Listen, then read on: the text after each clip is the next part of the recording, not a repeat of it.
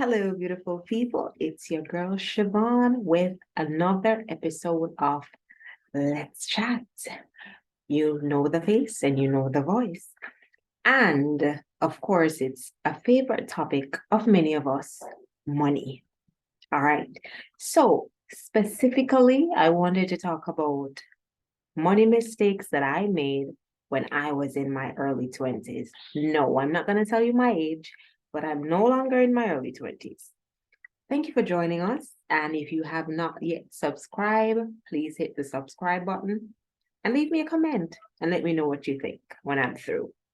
So, 5 money mistakes. Listen to me. I live and I learn, and you're never too old to learn. So, it doesn't matter what age group you are or where you're from, there is always something new to learn about. Money. Anyways, come along with me. So, number one of the mistakes I made was taking out a credit card and not understanding how the hell to use it. Yes, listen to me. When I was just working, I was happy about money. I bought what I want to buy, didn't have a child, didn't have much responsibilities, was living with my parents, living my life because it's golden. Listen to me.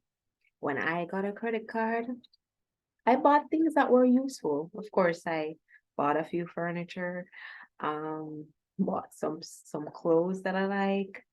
Um, I even use it buy drinks at some bars, bar and outing and whatever is the case.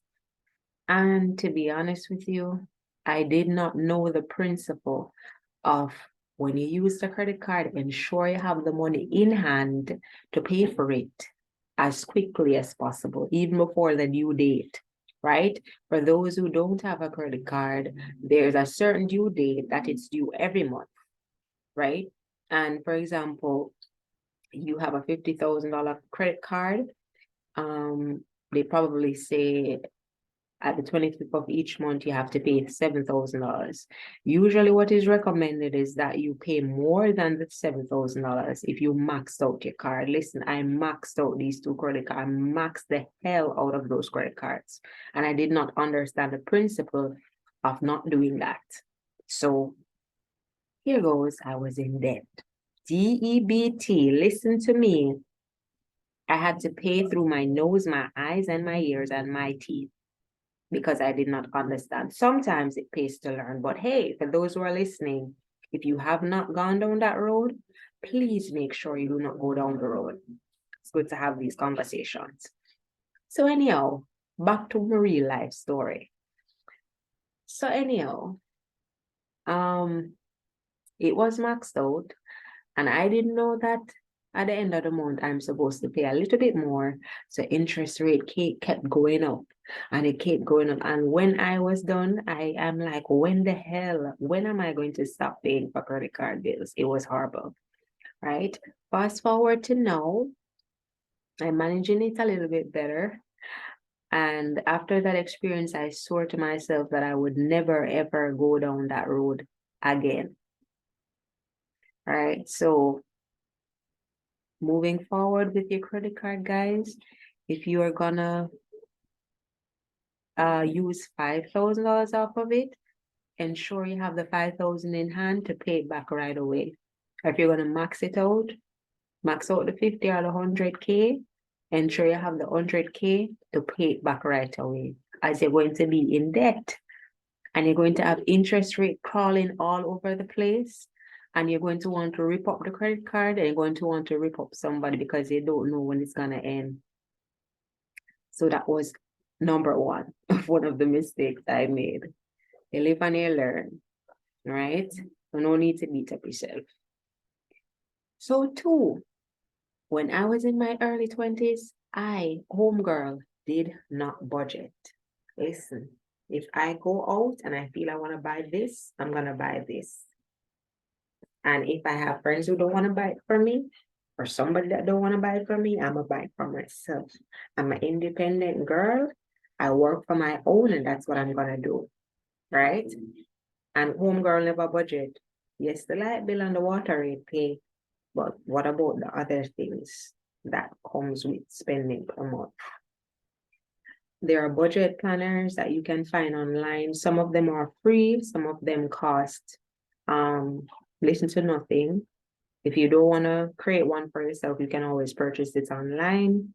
Also, you can just write in a book, because what I do since I became a mother and have a family, I write down things in my notebook.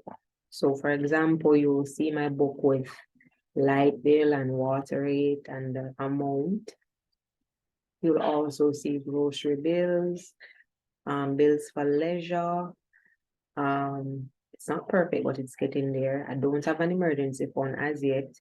Hopefully I will have it soon when all finances line up the way it should, but I'm working on it because I know that that is important.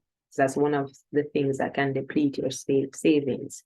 If there's an emergency and you're not prepared for it, or if you have no saving at all, it's going to be really rough, especially going to public hospitals and it's something serious. People are quicker to look at you when they're at a private hospital and you have the money to pay. That's sad, but it's the reality of some countries all over the world. It's the reality of Jamaica land we love. Hopefully it will change soon. But yes, so budgeting, that was one of the mistakes I made. So as a result, by the end of the month, I will be broke. And we'll be borrowing from a friend or a family member or my mother. Back then, still borrow from her now and then. No, I'm hoping to change that very soon, but I'm going so personal with you guys, just to let you know that I'm a real person with real problems and trying to find solutions. We're navigating just like you. I'm navigating life just as how you are. So anyhow, so yes, that was mistake number 2. Mistake number 3 is not having an emergency fund. So when I was sick, thank God for health card at my workplace. I was working there a while, so I was able to cut some of the costs. When I wasn't well, I had to jump back into my savings to buy medication and yada, yada, yada. So guys, let's work on it together, you and I, to create an emergency fund moving forward so that our savings can tandem. Our savings can tandem to do other things such as investments and other things that may pop up that we're not prepared for, and we leave the emergency fund for when we really need it. You understand? The savings can be used for something else that is useful. And for example, if you have a goal for a house or a car, you can continue to save and not touch it. You know, if you have a saving that you're going to use to do a particular investment, you don't have to jump into it because there's an emergency. So create your emergency fund. All right. So for 4, one of the things I wish I learned then in my early 20s that I'm learning about now is investment. I wish money management and investment was taught in schools, basic from even primary school up to high school and college. I wish that was a subject that was taught so that I would be able to learn about the different investments, the importance of investments, and start the journey from way earlier. But it's never too late for a shower of rain.